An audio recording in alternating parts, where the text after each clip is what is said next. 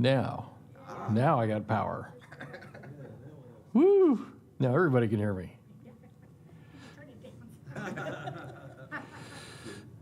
All right, Carrie, I'm ready to start when you are. Are we live? We're live. All right, welcome, folks, once again to another set of 3 lectures. This time it's the fall lecture series rather than the summer.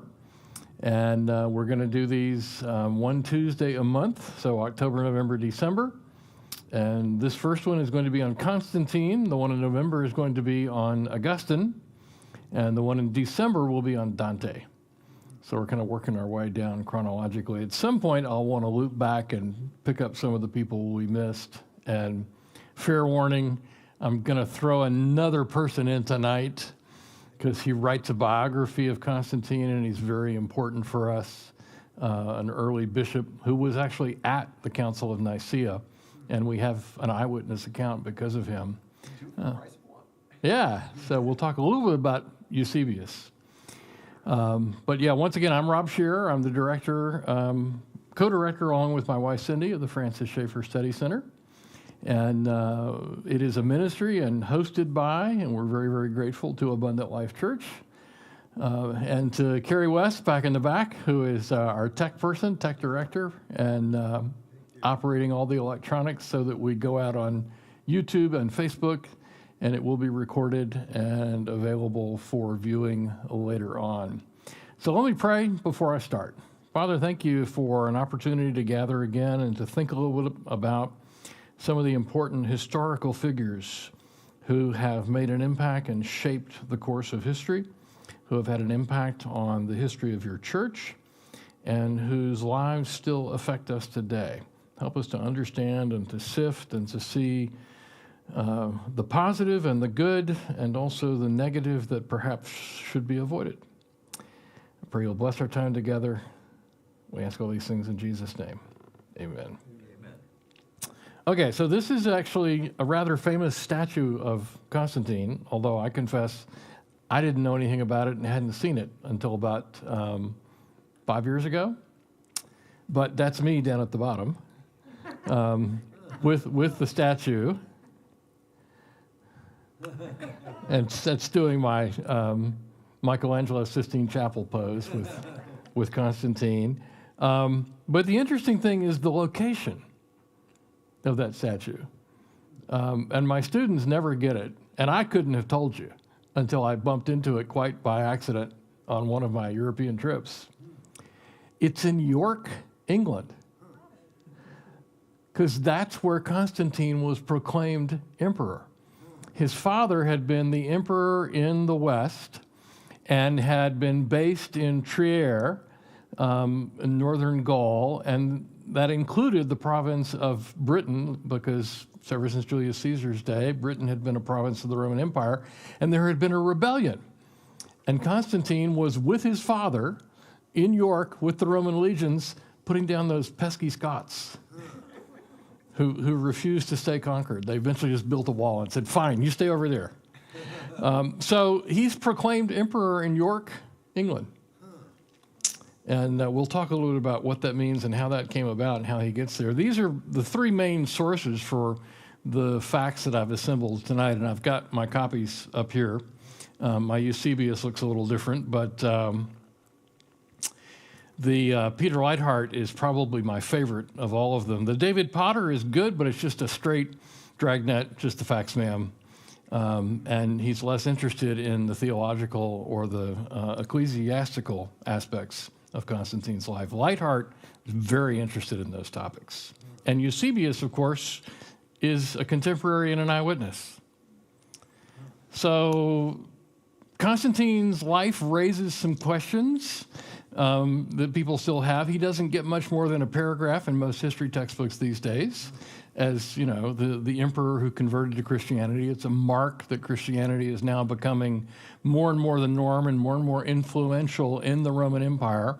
Although at the time of his conversion, it would be hard to make a case that it gave him any significant advantage. The number of Christians in the empire is very difficult to gauge but most people say it's certainly less than 10 million and maybe less than 5 million. And at that point, probably no more than 100 million people total in all of the provinces of the Roman Empire. So you don't gain a lot of points by catering to a small minority of 5%. The question, not only did he really convert, there is controversy about that, and different historians take different positions. There's controversy about how much he controlled the church, whether he controlled the church at all, whether it was a good thing or a bad thing. He was also a participant at the Council of Nicaea. In fact, he summoned the bishops to the Council of Nicaea. It was his urgent call to them that led to that meeting. And he attended, although he did not preside. And he does not seem to have actually played any role in the deliberations. The short version of that is he just kind of wanted them to make up their minds and get along. It's like, I don't have a solution, a theological solution to dictate to you, but I really would like you to stop fighting. So could we get all the bishops together and you guys come up with a solution that everybody agrees on and stop fighting? It's not good for the church. It's not good for the Roman Empire. The fourth question you can answer with a no. Did he mandate that every Roman citizen become a Christian? No. No, not only did not make Christianity the official religion of the empire, he simply issued an edict of toleration. He ended the last and the greatest persecution that had been carried out by the Roman emperors. And we'll talk about that. It's one reason why his conversion was such an earth-shattering event. So Rome, in the late 3rd century, 284, it has 3 big problems. It has a succession problem, which they've never really solved. They've never really successfully done hereditary succession from one emperor to another. They've tried, but there have been a series of coups d'etats. There have been a series of military uprisings. There have been a couple of civil wars already, and they haven't quite figured it out. They've got a border problem, especially in the Far East. There is a rival empire. It's very powerful and has actually, for the first time in the history of the Roman Republic through the empire, inflicted a couple of military defeats on Rome. Something that was very upsetting to them. The Persian Empire, by the way, the Persians are still very proud of that they defeated the Roman Empire and refused to be conquered. One of the Roman emperors was taken prisoner when his legions were defeated and executed by the Persians. So there's a huge problem there. That one, for the Romans, sort of fortuitously solves itself because the Persians, as it turns out, have a succession problem of their own. And after a couple of strong Persian emperors, there are weak offspring and civil war, and so the Romans can stop worrying about military conflict on their eastern border. They also have a Christian problem. And the Christian problem is that the Christians are kind of like the Jews.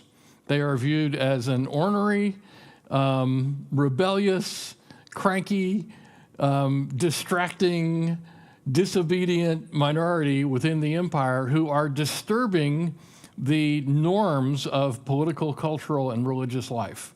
They won't participate in any of the ceremonies of the traditional Roman gods. And the Romans didn't care if you wanted to worship Jesus or Mithras or Minerva or Anubis, it's fine. But if you won't do at least a once-a-year offering to the genus of the Roman gods and the emperor, then you're not being patriotic, and you're disturbing the patriotic duty and unity of the Roman Commonwealth. So all 3 of these are coming up. We're going to see the problem gets dramatically worse in the last couple of decades of the 3rd century. So the Roman Republic, which is really the more interesting question in Roman history, is not why did the empire fall, but why did the Republic fail? And the Republic fails with Gaius Octavius, who's known to us as Caesar Augustus from Luke chapter 1. In those days, a decree went out that all the world should be taxed under the Emperor Caesar Augustus. So he's the first recognized emperor. His relative, uncle, adopted father is Gaius Julius Caesar. But you can go back a couple of generations before to these two previous names here, Gaius Marius and Lucius Cornelius, whoops, I misspelled his name, Lucius Cornelius Sulla, two generals in the 2nd century BC who begin the erosion of the Republic. In the Republic, they hold an annual election. They pick 2 executive leaders, 2 consuls who share power. They have a Senate that controls finances and appointments. They have a very ordered system of government, and the Republic came into existence because they didn't want to have kings. The worst thing you could say in Roman politics in the days of the Republic was, my opponent is a Nazi, and he's Hitler. Not really, but the equivalent in Roman politics was to say, my opponent wants to be king. That's why Caesar was assassinated. There was a rumor that Caesar wanted to be king.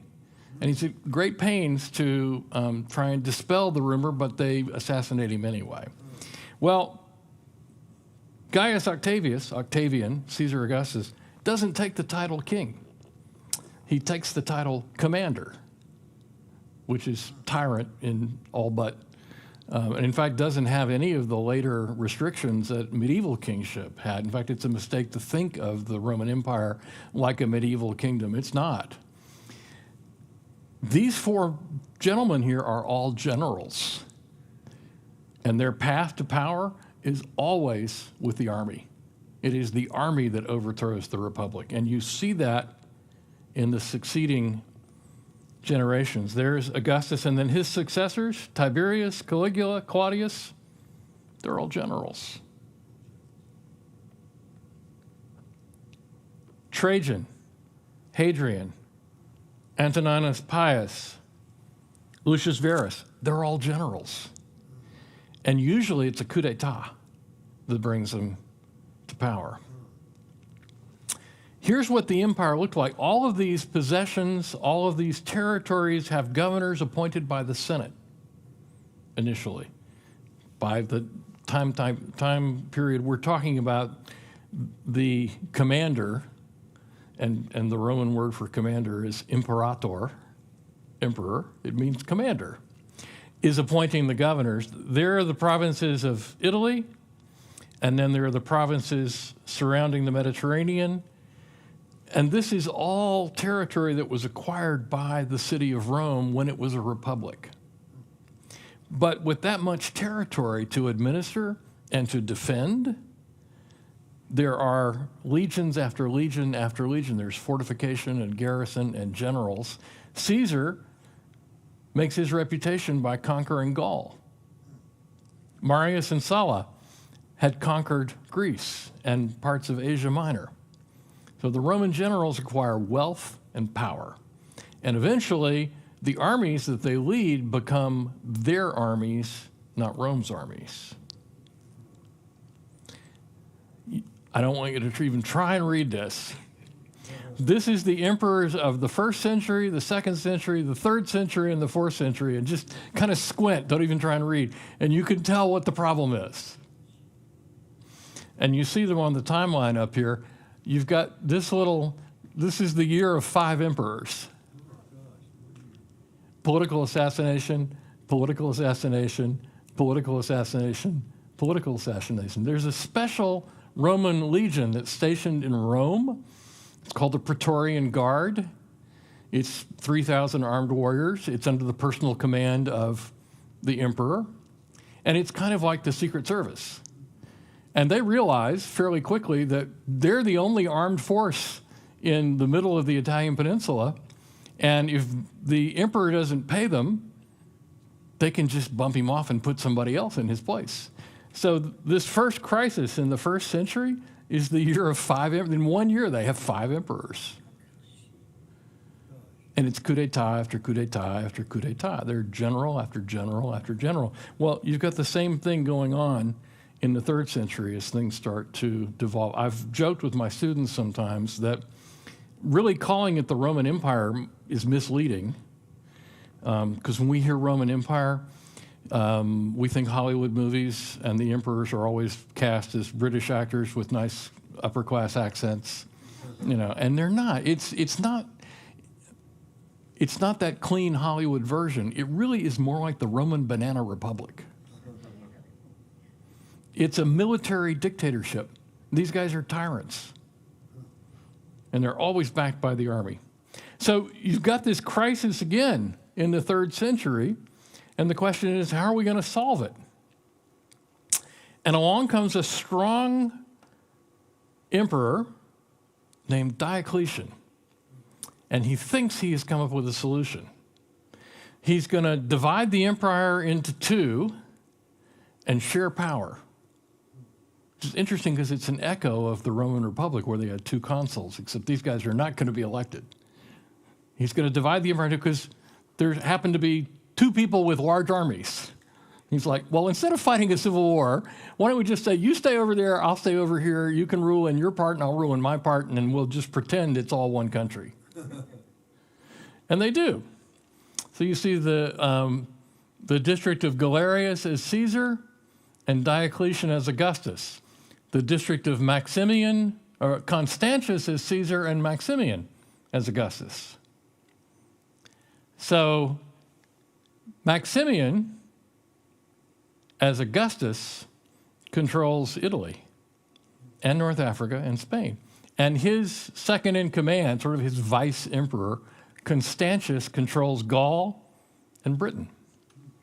Constantius is Constantine's father. So Diocletian has the rather remarkable idea that he's going to rule for 20 years, and then he's going to retire. And no emperor had, well, Sulla kind of sort of did at the end of his tyranny. He went to his estate and didn't want to be bothered anymore. But most of these guys, they don't step down voluntarily. Their rule as emperor comes to an end because they are killed. Diocletian builds himself a palace over here in the Adriatic. Still exists. It's a big tourist spot. They filmed a lot of Game of Thrones in Diocletian's palace, his retirement home. And in theory, Diocletian will retire, Maximian will retire, and Constantius and Galerius will succeed as the senior Augustus, and they will each appoint a second in command. But the rule, as proposed by Diocletian, is none of these 4 should ever appoint a son. It should be more of a meritocracy. Well, that's Diocletian's solutions. And on paper, it looks pretty good, and it works. So in the west, Maximian, Constantius. In the east, Diocletian and Galerius. And then in 305, Diocletian has a big ceremony where he steps down, retires, passes on his portion of the empire to his second in command, Galerius. Galerius appoints Maximinus. Maximian, probably a little more reluctantly than Diocletian. He wasn't apparently as crazy about the idea, but he said, okay, well, all right, we're going to retire. He retires, and Constantius succeeds him and appoints Severus Caesar. Here's the problem. Constantius has a son, and Maximian has a son, and they don't like being passed over.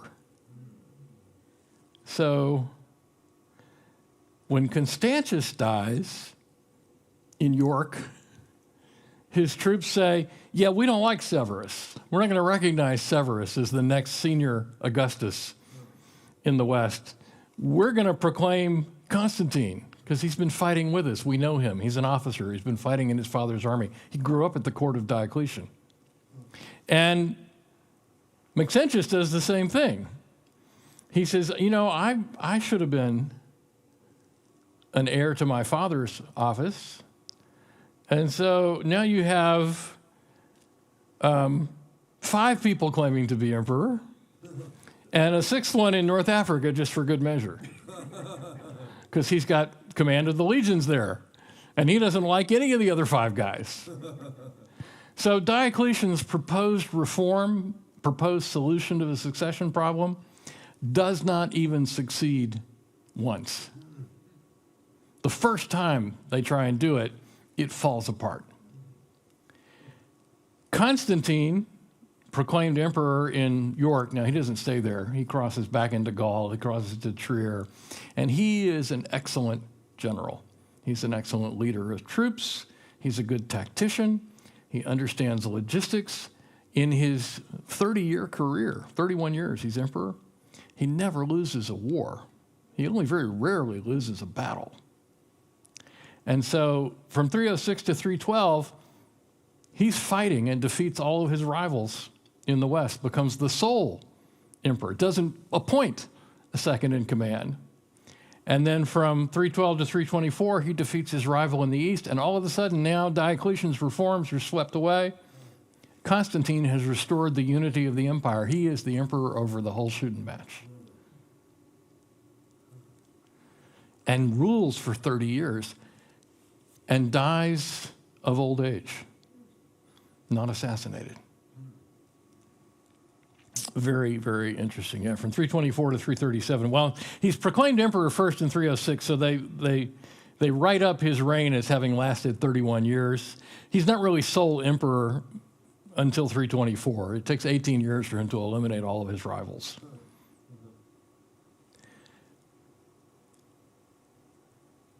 There's the tetrarchy.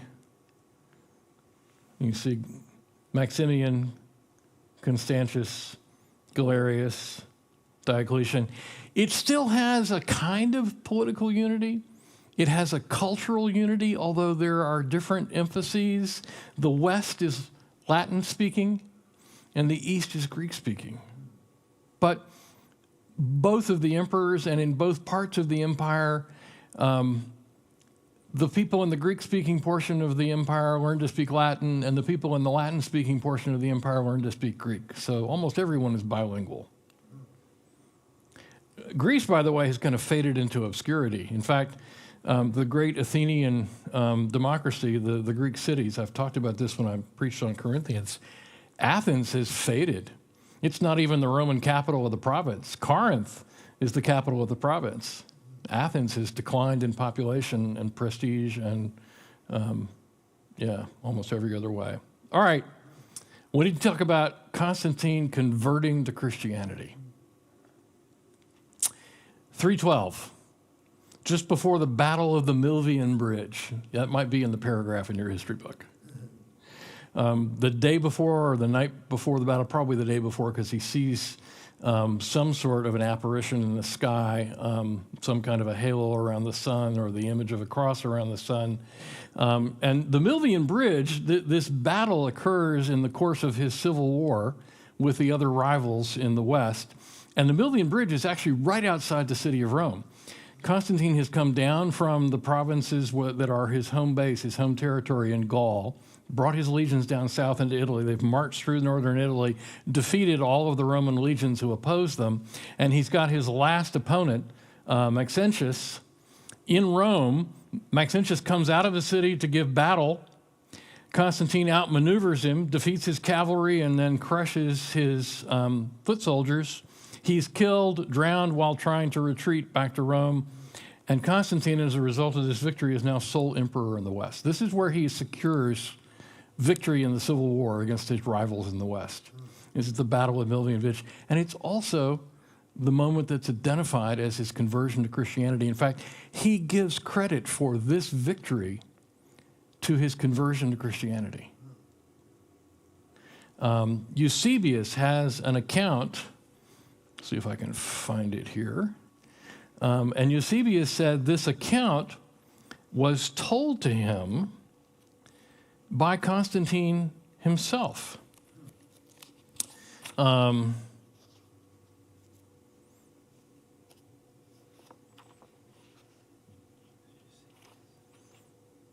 we go, Life of Constantine, if I can find it.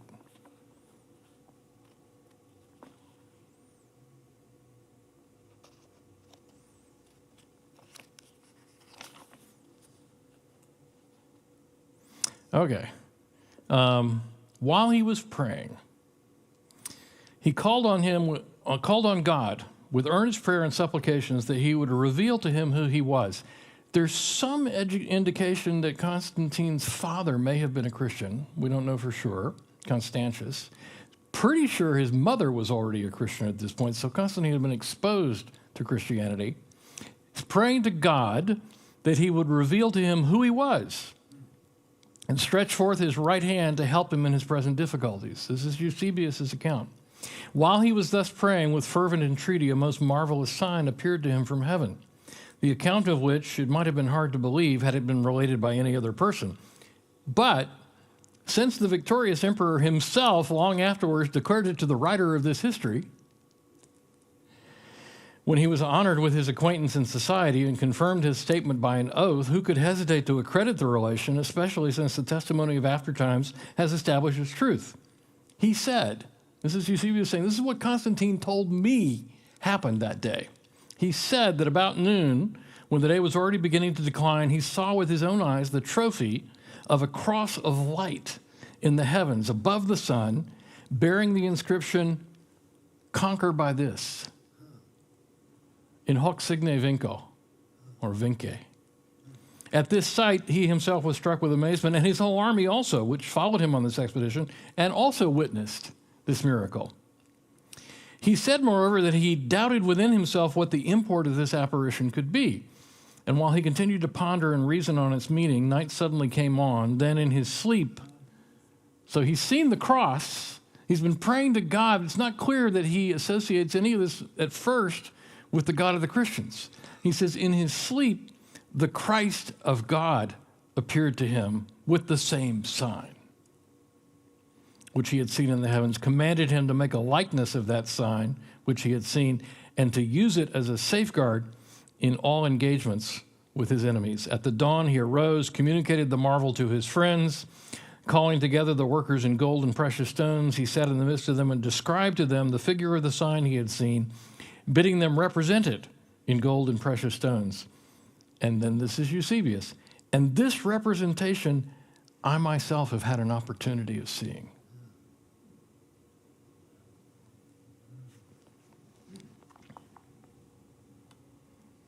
So that's the account, the day before the battle.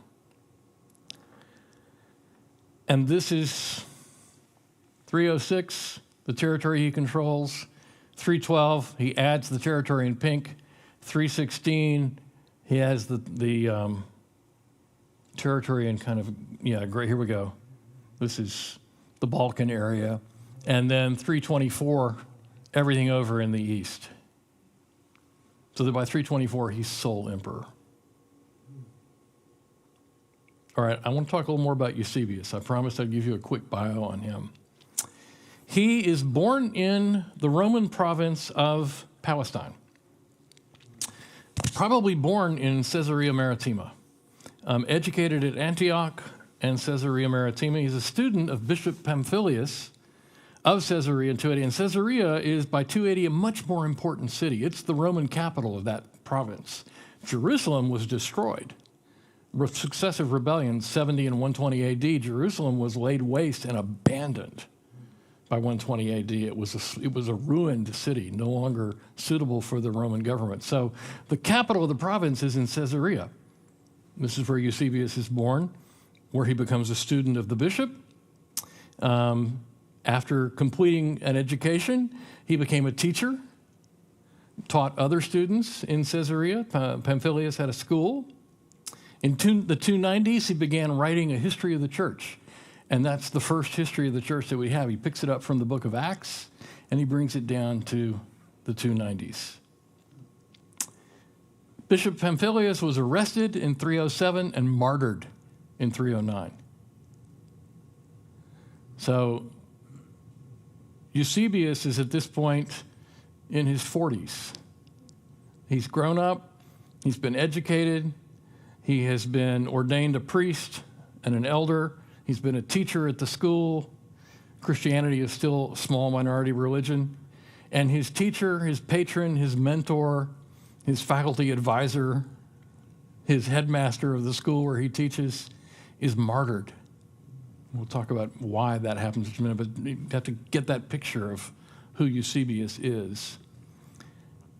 And 4 years later, Eusebius is elected the bishop. of Caesarea. And by 313, Constantine has become a Christian and ended the persecution and issued an edict of toleration. Now you see how the lives intersect and overlap. 325, Eusebius, as the bishop of Caesarea, attends the Council of Nicaea, and he gives us an account of the deliberations. 337, the year Constantine died, he writes a biography of Constantine, which is viewed very critically now because he leaves out all the bad stuff. And there are other biographers, there are other contemporary accounts. Constantine you have to remember, he's a general, and he is almost always on military campaign, and he is, from time to time, not as often as in the 3rd century, but from time to time, he faces rebellions, which he has to put down. And occasionally, he faces a rebellion from in his own household, from in his own family. So one of his sons betrayed him with his second wife, his stepmother, and that kind of upset him. He had both of them killed, both of them executed. His father-in-law, 2 of his father-in-law, both led rebellions against him, and he defeated them. After multiple defeats, he had them executed. Eusebius leaves that out, but in fairness to Eusebius, he says in his biography that he is setting himself the task of describing Constantine's religious life and his religious convictions. And so the political is not really that important for him. He wants to talk about Constantine's manner of life and his behavior, especially after his conversion. Eusebius dies in 339. He outlives Constantine by 2 years. Here's why the Edict of Toleration is so important, why it matters so much. There had been local persecutions. This was not the first time Christians had been undergoing a wave of persecution, but almost all of the previous persecutions had been local and very short-lived, usually at one provincial governor. So if you read Fox's Book of Martyrs and you get the accounts of martyrs from these earlier persecutions, they happened. We have external sources that document and confirm them, but they were not empire-wide. In fact, Governor Pliny wrote Trajan a letter, which we have, saying, hey, I've got a whole bunch of I got a long list of complaints about these crazy people who are following this Jewish rabbi. And everybody's accusing them of being impious and atheists and denying the gods and generally troublemakers. What should I do with them? And Trajan's answer is, ignore them. We get 2 emperors in the 3rd century who do launch empire-wide persecutions. For 2 years under Decius, for 3 years under Valerian. Valerian is the one who went to campaign against the Persian Empire and was defeated, captured, and executed by the Persians. And the Christians went, yeah, this is what happens when you attack God's church. Don't be like Valerian. Some of the bishops did actually write that. But the last persecution was the worst. Diocletian, who's trying to reorder the empire, issues an edict in 303, February. Christian temples are to be torn down, and they call them temples because any place where a god is worshipped to the Roman mind is a temple. We would call it a church. In the Romans, it was a temple to a different god. Christian temples are to be torn down, Christian scriptures are to be burned, Christian property is to be seized. This, by the way, is one of the reasons why we don't have very many manuscripts that date prior to 300 AD. We have fragments. We don't have any complete Bibles from before 300 AD because this was an empire-wide persecution. They went to the church and they said, we have a decree, hand over your books. And sometimes people played dumb, say, well, they're not here. Or sometimes they played really dumb and they gave them Greek mythological stories and say, here they are, you can burn these.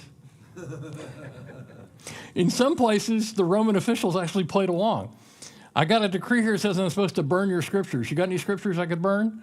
And they hand him some books, and he said, okay, thank you very much. I'll check it out. I'll send a report in that I confiscated your scriptures, and I burned them.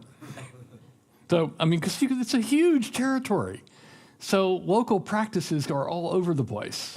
Some local administrators, some proconsuls and governors are very strict. Others not so much. Constantius refused to enforce these edicts in the territory that he governed. Those edicts are renewed, and then later in 304, there's a new requirement for all Roman citizens to offer public sacrifice to the Roman gods in the genus of the emperor and do it publicly and get a certificate. And if you didn't, you could be arrested. If you didn't, and you were employed by the Roman government in any capacity, you lost your job. If you didn't, and you were a soldier in any of the legions, you were dishonorably discharged. Those who will not sacrifice to be imprisoned until they do. And some, of course, who spoke up and were just downright annoying, got themselves martyred because they said, away with the atheists. Constantine's father would not enforce those decrees. But this lasted for 10 years. This was devastating for the church. As I said, this is the persecution that caused the death of Eusebius's patron, teacher, bishop. It's this decree and this persecution that causes his martyrdom. So the Edict of Milan, 313, it legalized Christianity. In Roman law, it gave toleration. It did not give dominance. It just said it's legal to be a Christian. Stop bothering the Christians. Everybody who wants to be a pagan, you want to go worship this God, that God, whatever, it doesn't matter. Stop bothering the Christians. Let them worship the God they want to. And don't bother them because they won't worship the Roman gods. Of more interest, and it's Constantine's action. Constantine puts into this edict, as the new emperor, sole ruler in the West, Christian property is to be restored. They had confiscated, when they tore down the Christian temples, they confiscated the property. He says, Christian property is to be restored, and anything that was taken out of their temple, you are to restore or provide them with compensation. Return their scriptures. If you didn't burn them, give them back. And Constantine actually, a little later on, will actually commission copies of the scriptures to be made at the Roman government's expense. And Christian churches are to be rebuilt. And some of them are rebuilt by grants from the Roman government. Some of them are rebuilt from the personal funds of Constantine himself. And here's what Eusebius says the immediate response among the Christian community was in 313. We especially, who placed our hopes in the Christ of God, had unspeakable gladness and a certain inspired joy bloomed for all of us when we saw every place reviving and temples again rising. That's Bishop Eusebius, because he became a bishop that year. Okay, so we've got to come back to this question of whether Constantine was a Christian or not. Because some people will argue that it was simply an expedient. He had a vision, but what did he know? He was a general. He was a military guy. Did anybody ever teach him the scriptures? Did he know the gospel? And the answer is yes. He actually had grown up as a prince. He had been at the court of Diocletian. He'd not only learned the arts of warfare and military, but he had been educated at the court and educated in rhetoric and educated in the classics of Greek and Roman literature and mythology. Eusebius says that after his conversion, he became a student of the scriptures. He actually spent time every day studying the scriptures and asking questions. He funded the construction of churches. He rebuilt the churches in Rome. He founds a new capital city for the whole empire in Constantinople. Yes, rather modestly named after himself. But there are 50 churches built there at public expense. And he sends his mother. His mother wants to go to Palestine and find the locations of the events from the life of Jesus from the New Testament. And he has churches built. He has a church built in Bethlehem at the place of Jesus' birth. He has a church built in Jerusalem at the place of Jesus' burial and resurrection. And it's because his mother is over there heading up all of this. She's quite an interesting. She's St. Helena. He commissioned copies of the scriptures to be made for the churches. We don't know for sure whether this is one of them. This is a facsimile. This is a reprint. It's full size of a page from what's called the Codex Sinaiticus, found by Tischendorf at the monastery in the Sinai. It dates to about 350, maybe a little earlier. It might be 320s.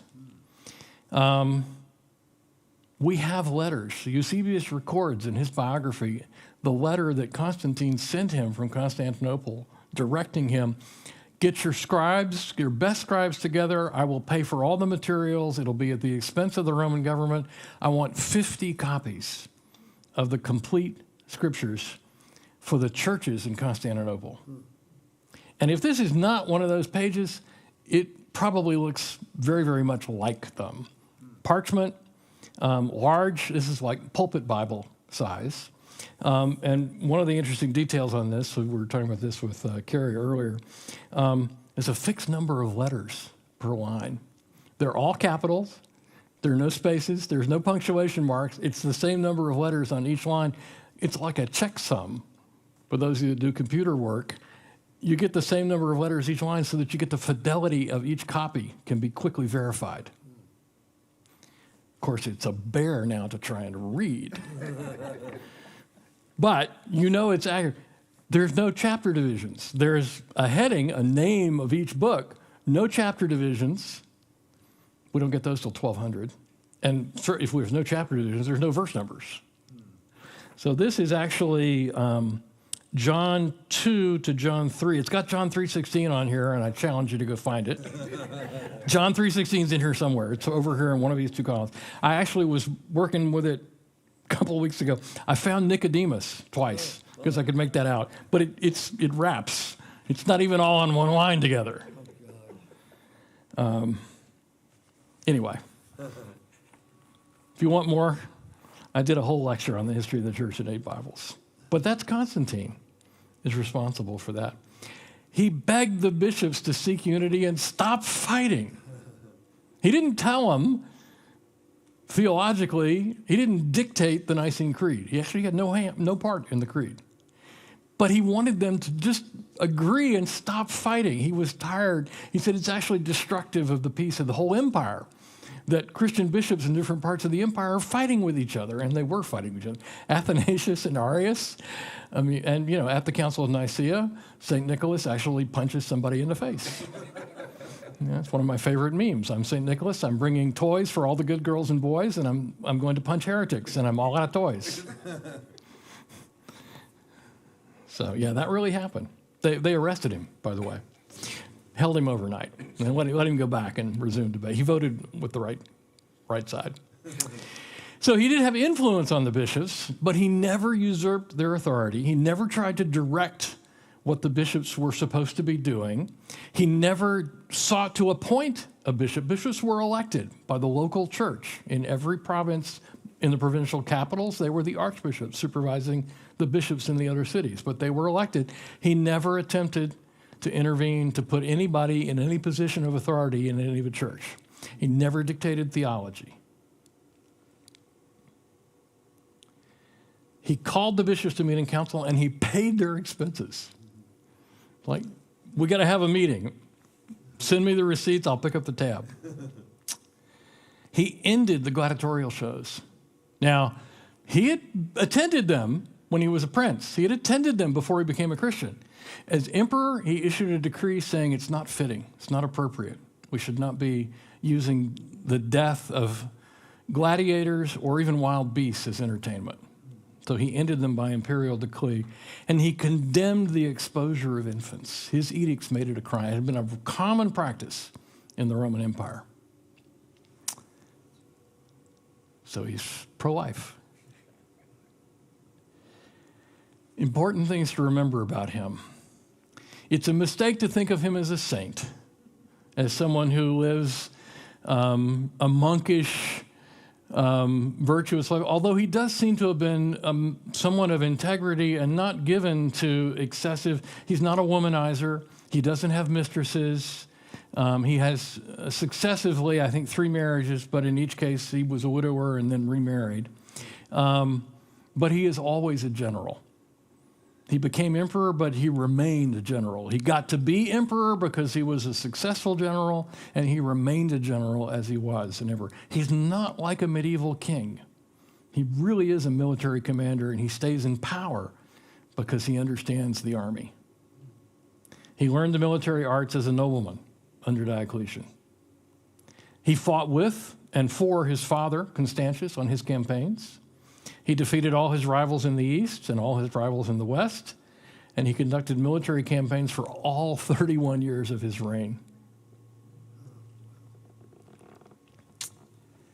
But since 312, he was a Christian.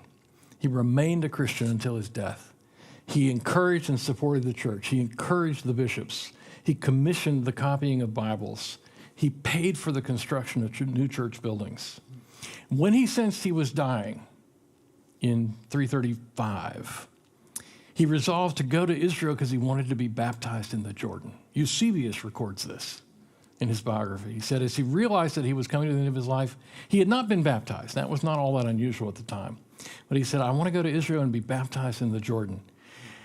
He made it about 60 miles and couldn't go any further. He was in Nicomedia, which is Izmit, in Turkey now, just on the eastern side there. He asked for the bishop of Nicomedia to come and baptize him. And we have an account of his baptism and his words. I don't think Eusebius is making it up. I don't think Constantine led a blameless, perfect life. He was a politician. He was a government leader. He was a general. He was... Tyrant is probably not quite the right word, but he was the head of a military junta. He had supreme power, and he wanted to keep peace for all of his subjects and defend Rome against her enemies external and put down any civil wars that might arise internally. And he did. But he contributes to what we call the Middle Ages. Constantine's restoration of the empire doesn't last all that long. Okay, so his death in 333, less than 100 years later, the barbarians sacked the city of Rome. It's really only a very short time after his death. Things fall apart again in the 4th century. And by the 5th century, in the West, that part which Diocletian had marked off, the last Roman emperor dies and nobody even bothers to claim the title because there's a Roman king, not a Roman king, a German tribal leader who's the king of Italy, Theodoric the Ostrogoth. And he doesn't care a fig about the title of emperor. He's quite content to be the king of Italy. And there's a guy who was Roman emperor for a while. When he died, nobody wanted the job. So the Roman Empire doesn't go out with a bang. You can't say, here's the point at which they were defeated and the Roman Empire ended. It's like, well, this guy died, and a year later, nobody had been named emperor after him, and 5 years later, there still wasn't anybody, and then it got to be 20 years, and everybody goes, I guess we're not going to have an emperor. So the ingredients of the Middle Ages are Romanitas. There's a lot of inheritance from Rome. The old Roman provinces become kingdoms. The Germanic tribes take them over. The Visigoths take Spain. The Franks take Gaul. The Ostrogoths and then the Lombards take Italy. Different Germanic tribes take the old Roman provinces, but the Roman provincial identity and a lot of the organization of Rome persists even in these new Germanic kingdoms. So Romanitas, Germanitas, and Christianitas because of Constantine. So, hey, I got done. We got 8 minutes left, and I will be happy to take questions and try and respond. You just have to, with the caveat that I may have to tell you I don't know. Because there's a lot that we don't know about this period. There's a lot, even having read these books, I'm going, these historians say, yeah, we don't really know what happened here. There's no account, no record. So, did I get your question? I'm rereading. I have a third-party question to be asked only if it wasn't answered in the lecture.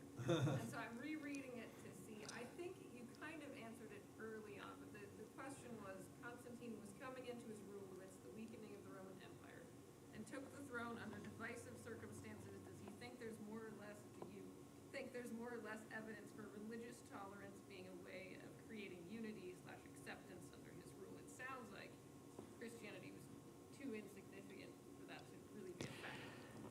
Yeah, Constantine never made Christianity the official religion, but he was personally a supporter and personally a benefactor and personally sort of took the church under his wing, but the majority of the citizens of the empire were still pagan, the overwhelming majority.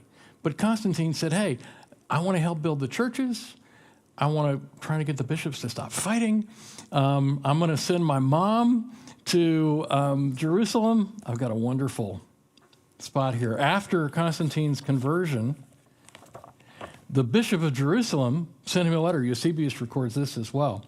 Because here's at the time of Jesus, Golgotha, the garden tomb, and there was a slope of a hill. In 120 AD, the Romans came in and rebuilt it and renamed it. So Hadrian built a temple. There was a statue of Jupiter and a statue of Venus. These sites had already become destinations of Christian pilgrims coming to visit them. Hadrian brought in a huge landfill, raised the site into a big platform, built a temple to Jupiter and put a statue of Venus out front, and Golgotha and the garden tomb were buried. The bishop of Jerusalem writes Constantine after he issues the Edict of Toleration and said, I would like to request permission to excavate, to tear down this temple and excavate. And so at the time of Constantine, and Constantine's mother comes and supervises, they excavate what had been the old temple. They reopen and gain access to the tomb and Golgotha and build a church. And that church is the lowest layer of the Church of the Holy Sepulchre. It's not the church that she had built is not the church that's still standing now, but it's on that site. We can actually trace, this book does a good job of showing some of the other levels and layers there.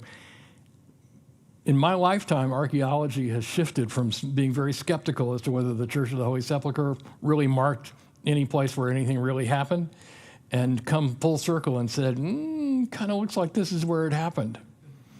And it's largely because they've gone back and read Eusebius again. And Eusebius records the request from the Bishop of Jerusalem, who says to Constantine, I would like permission to tear down this temple and re-excavate. We know that these sites were there. We know they are underneath the rubble that was brought in. Can I tear down that temple and uncover the place of Jesus' crucifixion and the tomb where he was buried and where the resurrection happened?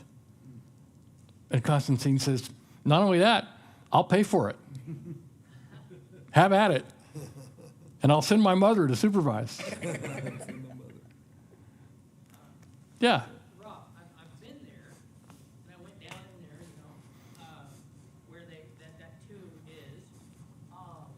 But then there's also, if anyone's been to Israel, there's the garden tomb, right? Yeah, Gordon's Calvary. Gordon's Calvary is actually over out beside the Damascus Gate, and it's got a cliff, a bluff that looks like it could be Golgotha. Probably not.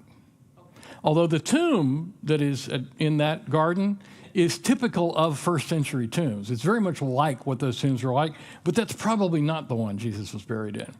It probably is the one that's underneath. Okay, that's just what I was kind of wondering. Yeah. It's difficult to know. I mean, everyone says something else. Yeah. I went to both places and prayed. 30 years ago, when I was in Israel, they were saying, oh, you don't even bother the Church of Holy Sepulchre. Yeah, nobody knows whether it's in the right spot or not. That has changed in the last 20 years. The archaeological evidence, I mean, the archaeologists have changed their opinion. Part of it is they've done restoration. in the Church of the Holy Sepulchre. They actually have uncovered the oldest parts of it. They had to fix some parts of it were falling down. They had to do some repairs. And lo and behold, they were able to date things that go back to St. Helena, Constantine's mother. So, and Constantine is very interested in that. Like I say, Christians are still a minority. But he's supportive. He provides funds. Yeah.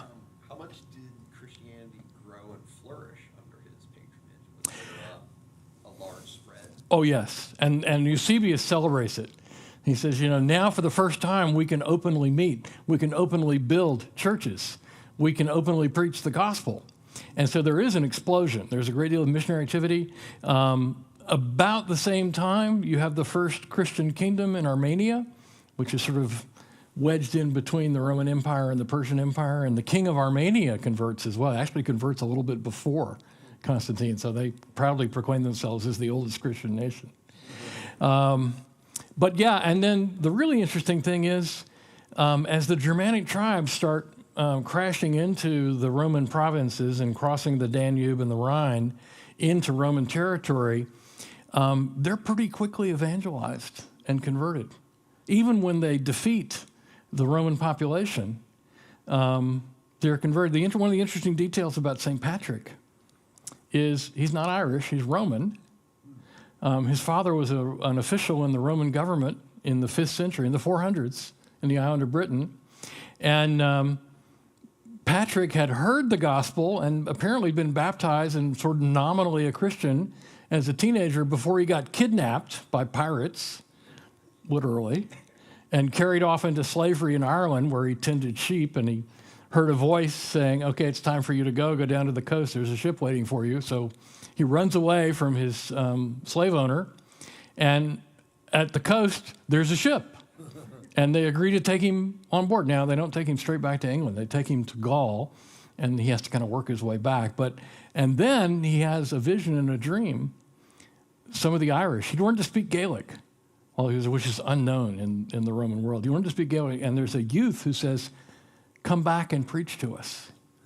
And so he goes to the bishop in Gaul that he's been serving and says, would you ordain me a bishop? I want to go back to Ireland. So he goes back to the people who had held him as a slave and preaches the gospel. But he's not Irish. He's Roman. Yeah.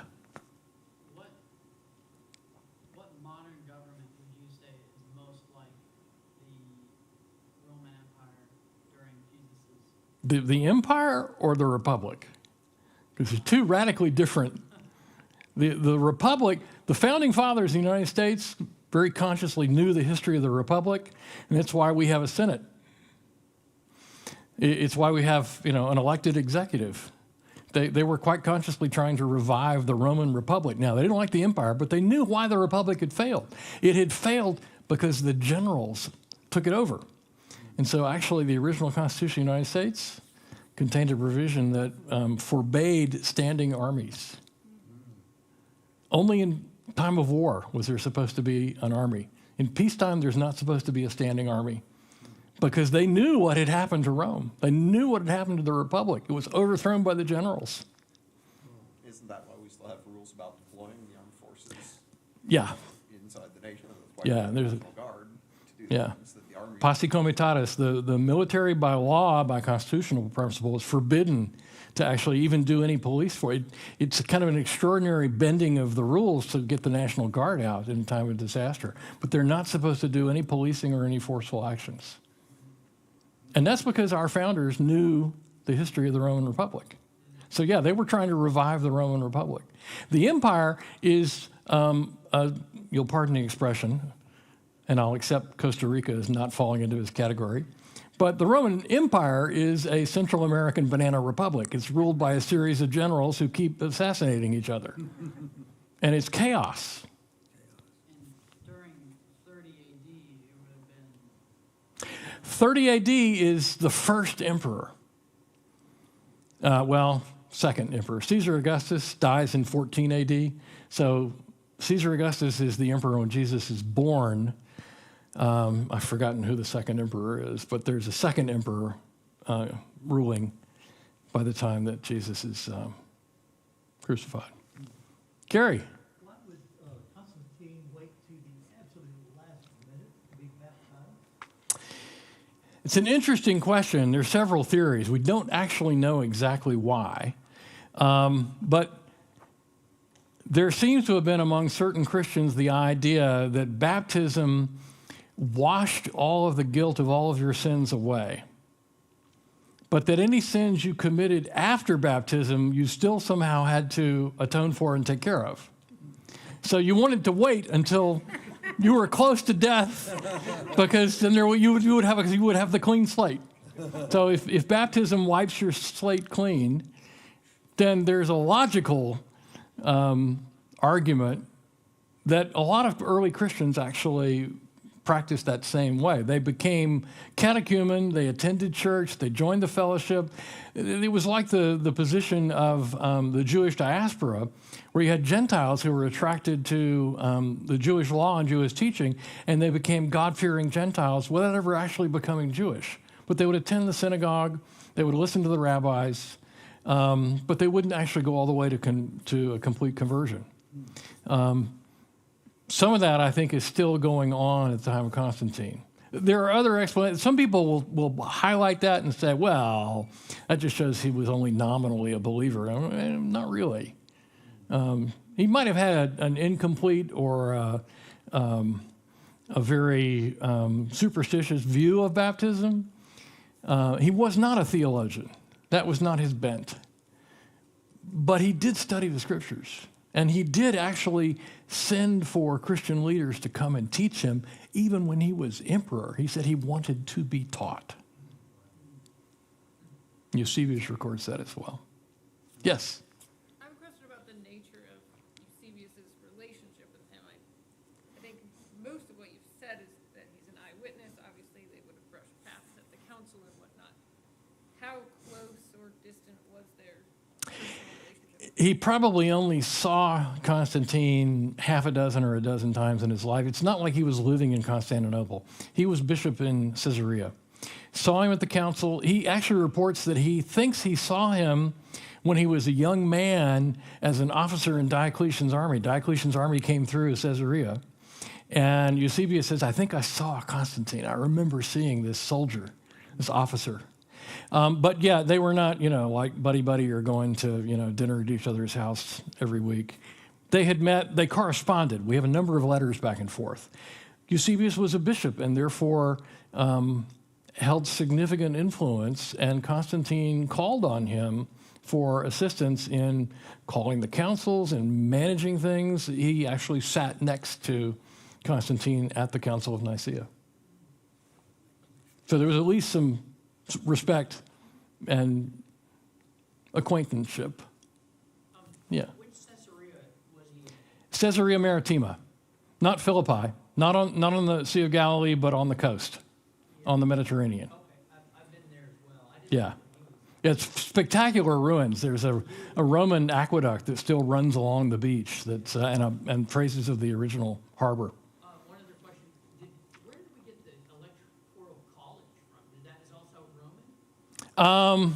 Oh, that's a complicated. Rome had those sort of ad hoc colleges of advisors, senior officials. The Senate is sort of like that. Senate's not elected. The Senate is all the senior heads of all the families in Rome.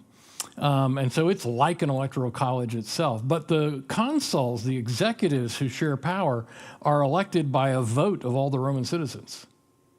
Direct vote.